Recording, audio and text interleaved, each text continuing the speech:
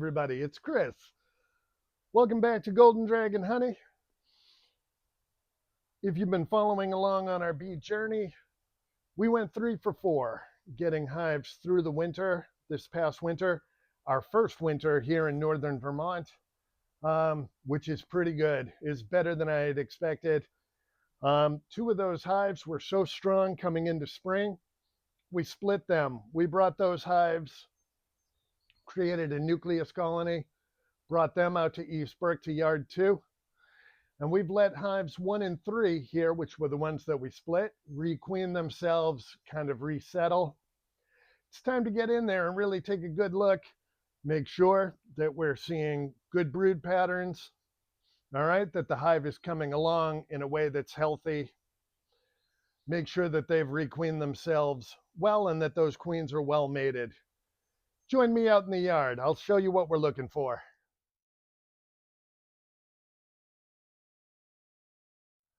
Hey everybody, thanks for joining us out in the yard.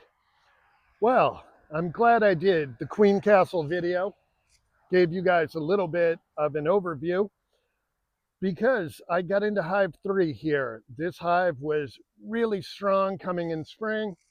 I took the established queen out. I let them requeen themselves.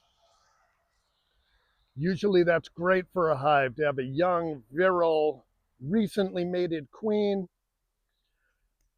Helps the hive kind of really power through what is a very short season here. I got in to make sure that we're seeing everything we want to see, that there's a good pattern of eggs and brood in all stages. And what I saw was a lot of frames with nectar in them. Very, very little, very spotty drone brood. And a couple of queen cells, which doesn't make sense. They've already requeened themselves. I was able to find the queen about 2 frames later. I'm going to put that. She looks healthy enough if you were just to glance.